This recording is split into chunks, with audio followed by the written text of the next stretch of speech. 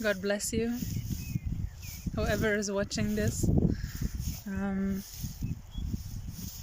This is one of my first videos I will ever think of uploading. I don't have any plan to say, but I know a lot of people, actually. It's just realizing. And there's one problem about it, actually, for me sometimes, is that I sometimes feel split into societies in kind of,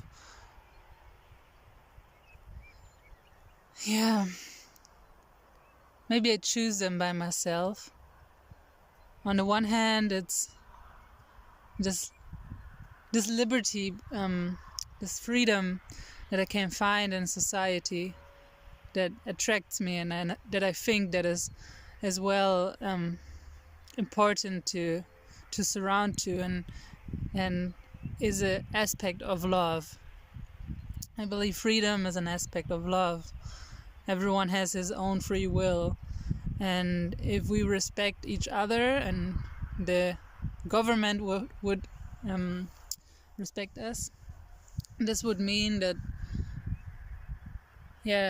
we would be more free in some cases. But on the other hand, we're happy to have a government sometimes, right? And this brings me we're happy to have someone or some structure that controls us, kind of, you know what I mean? And this brings me to this topic of faith. A long journey, kind of, for me, maybe, I think now it's been 4 years since I really questioned the first time God, but not just like the universe, like the energy, but like really the Christian God. So this means I prayed to Jesus, and I wanted him to reveal if he's true. So if there's anything about it, so it can't be just someone who's waiting for me after death. It has to do something while I'm living on this planet. It has to have an impact, right? So it wouldn't make sense to me if there would nothing happen. So, and it was because of a discussion with a woman who was really deep into it. Like, for me, she was, how to say that, like, too strong. Like, you can have a faith that is maybe too strong, if you get what I mean. That you're saying, oh, the world is gonna collapse and blah blah stuff like this. And yeah, but she went even deeper. She even said she was Maria. So you got me. So I was raised not really in the church, but my mother, she always did this when I went out of the house, like, en el nombre del Padre, del Hijo, Espíritu Santo. And I really loved it. And I always, since I was a child, at least I believed in God. So maybe this is a difference to some other people, stories who never believed and then believed, or always were in a church and then got stronger into Christianity. Anyhow, this made me kind of realize, okay, maybe I have to question my faith when I was 19, or just got 19 years old, just right off the school, just finished my school. And so I did that prayer just to figure out, okay, how can I discuss with this woman if I don't even know about my own faith? Like, is it Christian, or is it just that there isn't a God? And so when I prayed, and just for a little sign, actually, I didn't think about it much anymore afterwards. But then one day, it was connected to a story, actually a sad story of a friend of me or family's friend, who threw herself from carport, car lot, parking lot, whatever, that was next to our university. So this sometimes even reminds me, even until today. So when she killed herself, we were on our way to the hospital to see the mother, so my mother's friend, and kind of like an aunt of me. So maybe even some of my friends know who I'm talking about, but I really cannot explain why. But even in this moment, already I was filled up with faith about that something after the death is not finished, you know, that after the death there's something. And even if she threw herself down, well, maybe we were angels before and we choose to come into this body, right? So, and this leads me to the next point. So when I was in a train, I write things down, you know, like my diaries. And sorry, this is very kind of personal.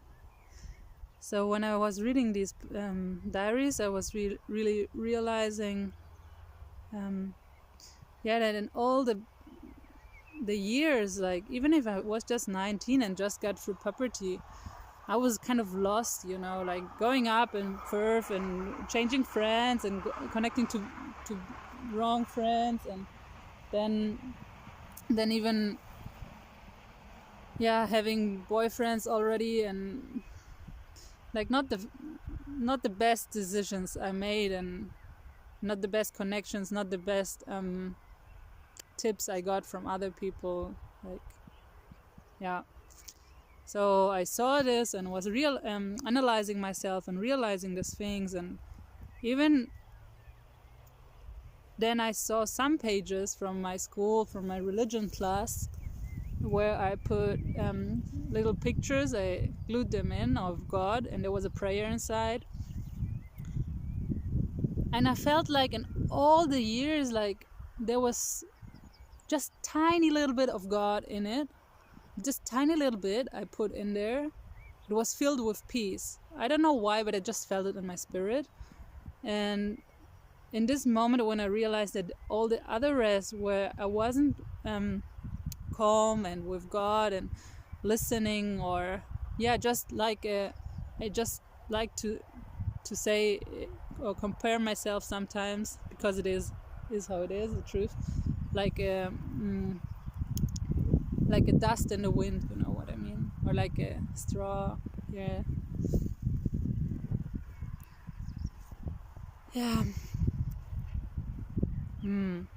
Just to come to the point, I'm sorry. There was a girl who I didn't realize there was a girl. I just realized in my heart, okay, there was part of me that was not correct. And I even remembered the word sin, even if I don't really like this word a lot, of course, and most of you as well will think, oh my god, no. But I think this is kind of sin if you're not with your energy source, your spirit maker, your creator. And so when I realized this, I heard a voice of a girl, and she got really loud. Like, this voice felt really loud in difference to all the other voices, because we and my mother, we were sitting in a train, in this U-Bahn, like this one that is going over there. I don't know if you see it, but it's somewhere over there.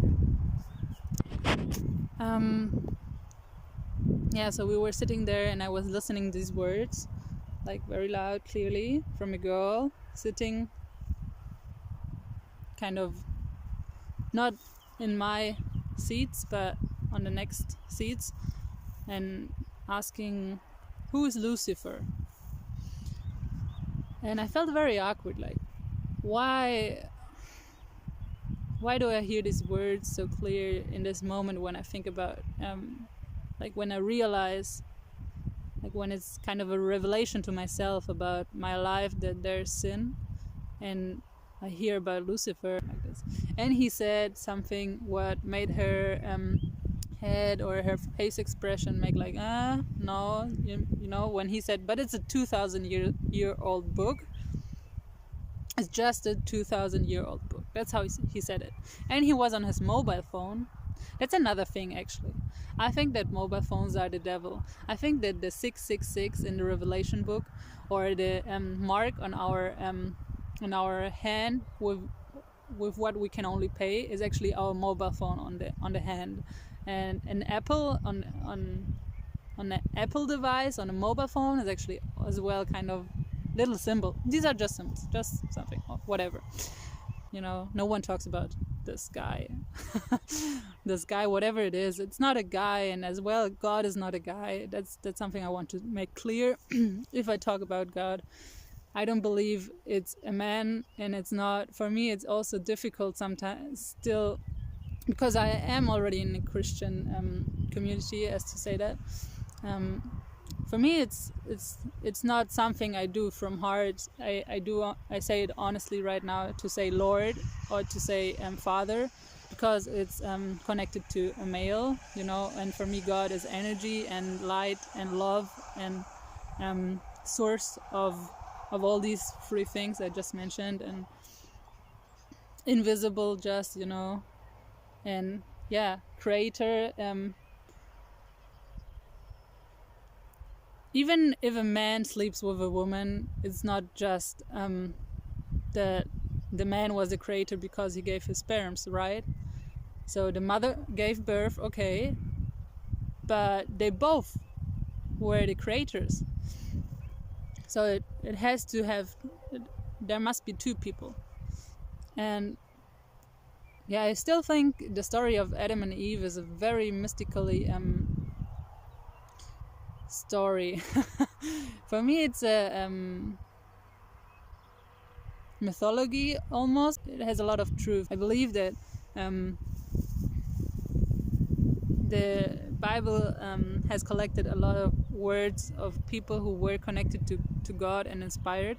There's some parts missing that are not in the Bible, right? And some parts maybe are inside that we cannot understand. And the Old Testament, for example, that is very harsh. And even Paul talks about some things like Christ is the head of a man, and the man is the head of a woman. So we're not connected right away to God. So we have to connect through a man. Is this the answer you're talking to me, Paul? That's what I'm thinking about. You know what I mean? And that it's a dishonor for a man to have long hairs. I don't think so. But yeah, and this is the other part now. My Christian friends or sisters and brothers could argue with me. That's what I mentioned about, like, I'm kind of split into two parts sometimes. And this part that got to know Jesus, because the story continued, of course, as you can tell with this girl. It was really like a lightening moment. Yeah, it's funny how the sun comes out and goes out when I talk about Lucifer. Yeah.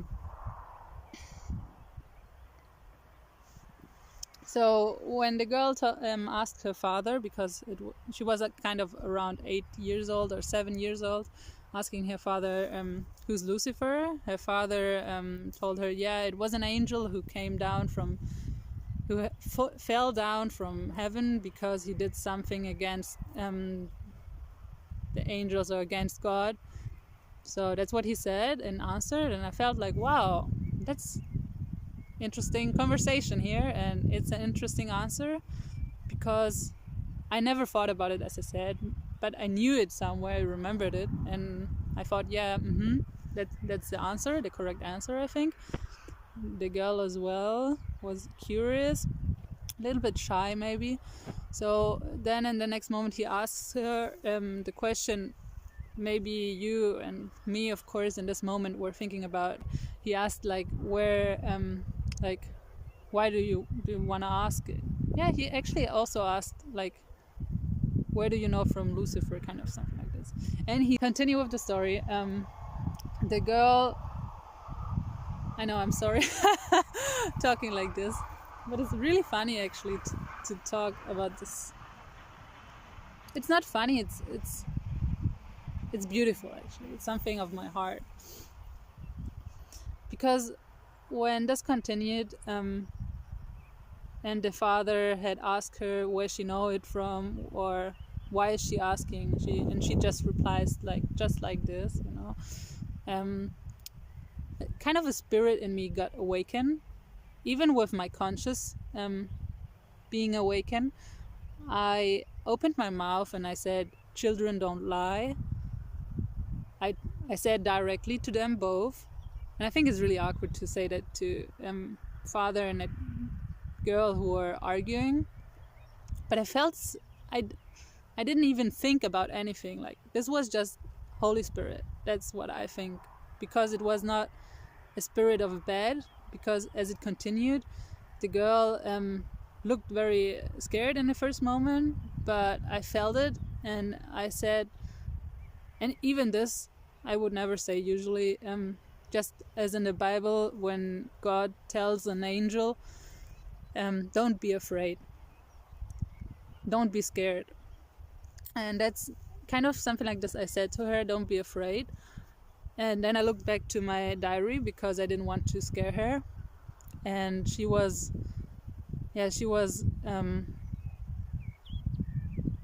looking like away, but in the next moment she asked her father if she can change the seat.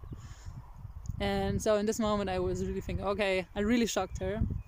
But then she came, like right in the next moment when her father said yes, she came over to me and she sat by me, next to me, on just side by side, and me I scooched because there was not a free space. I had to make space.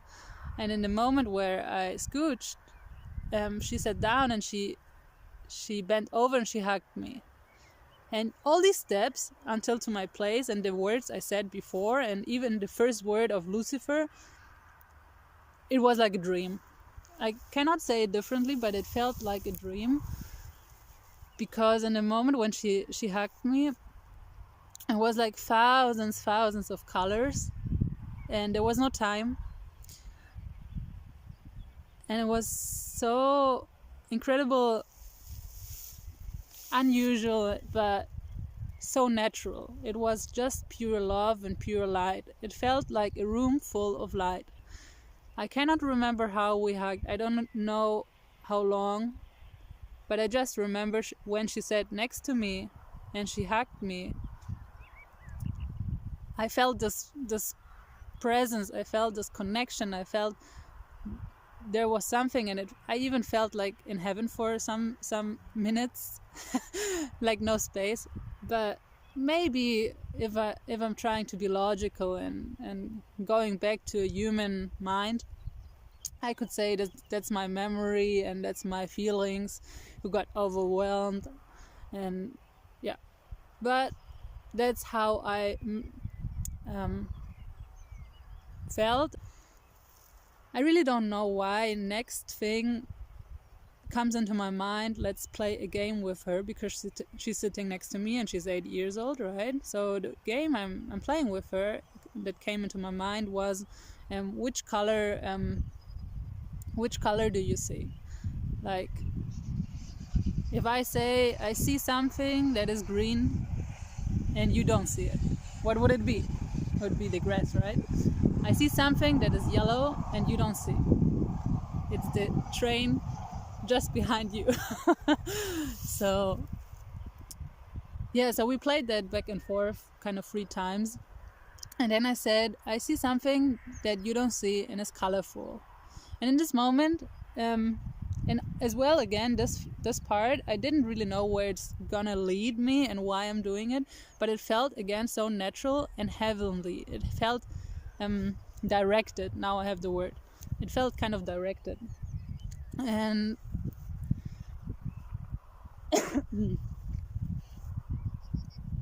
so I said that the light is the thing that is colorful, because she didn't find it. And it was the light that is colorful, I explained her, because that's something I didn't understand when I was a little child. In kindergarten, I saw a crystal and light coming through, and then I saw a rainbow, right? And every time a rainbow appeared in the windows, I was always freaking out, like, wow, it's so beautiful, and watching all the colors, how they're going, and why does it appear in the sky, you know what I mean? So I never really understood this, but there was my kindergarten teacher who explained me that the colors are fragments of the light, and that they're splitted through the crystal, so that you can see them on the white paper. So that's what I automatically knew in this moment with the girl. Like, I knew it so much in my head, right out of the nowhere, and in my heart, that I could explain it to her. I don't know if she understood, but somehow I think she understood. Yeah, and that's what is kind of my biggest love story of God, that color and that light is just colors, and that light brings us to love, actually.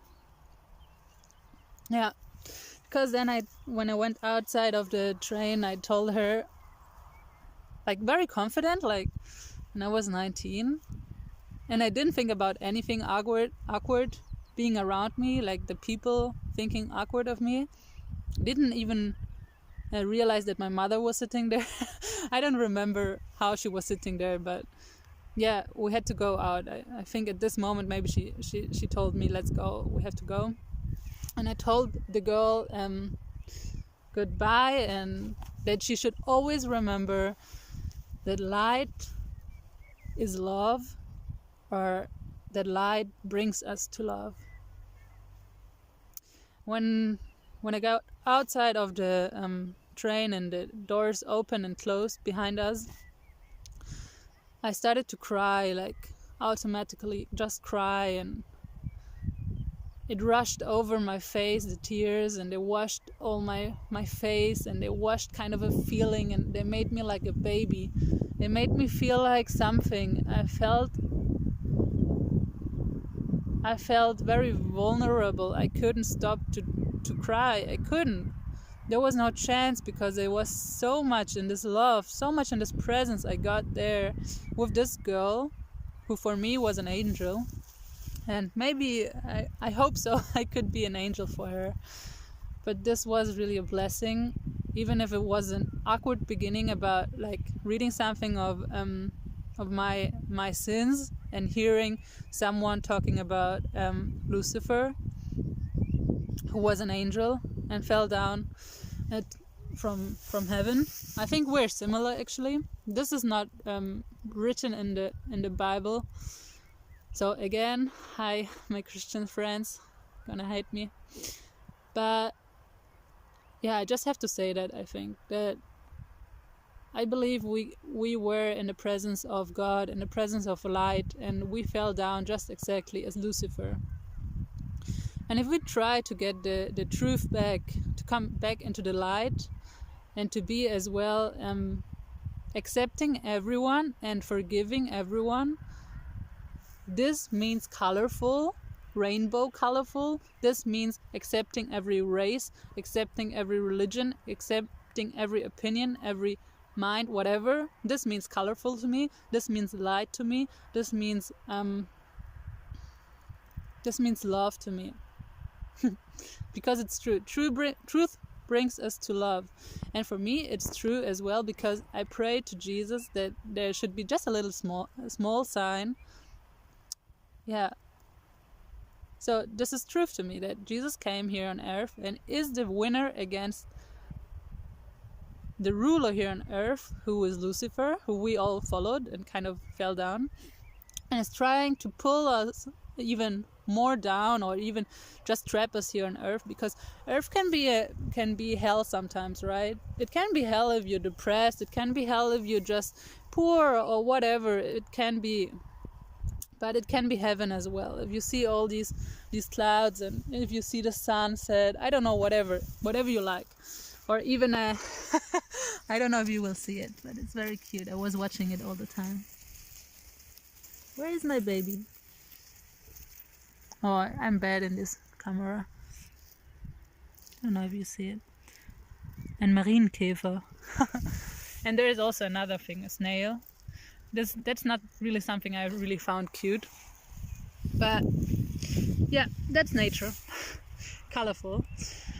And that's my message, that we should believe in Jesus Christ, to come back to the light, to our God. And yeah, I understand father is a good word to say parent, because our God is a parent. And it's not parents. I mean, okay, I could say Mother Earth and Father Sky or whatever. This is okay, I think. But, and it's interesting because in other cultures it's as well portrayed like this. I'm still kind of struggling with the other part of other religions of tribes and forests, or like a Bedouin or whatever, who's really living in the wilderness, in the forest, or in the deserts, and have a faith through right encounter as well, and not through scripture, because I'm not too much interested in scripture and what others are talking. I'm interested in this one, in this connection. So, and it's still just important to get to know yourself and all your weaknesses, and that's what I figured out in my diary, right? Just to become the better version of yourself, and to bring a lot of light and truth about your good parts as well as your bad parts, and then focusing on the good parts. And there's always a need to bring light and to detect the thing that are to pick out, to plug out, you know what I mean? Like when Jesus said, plug out your eye if it brings you to fall, plug out your or cut off your hand if it brings you to fall. It's a picture of something in your life that whatever distracts you, whatever doesn't bring you to God's love or to God's goal, you should leave it. Even if it's a friend, just try to leave it. That's what I'm trying now here in this video as well, to try to leave all the people who don't accept my faith, who don't who want to argue about it.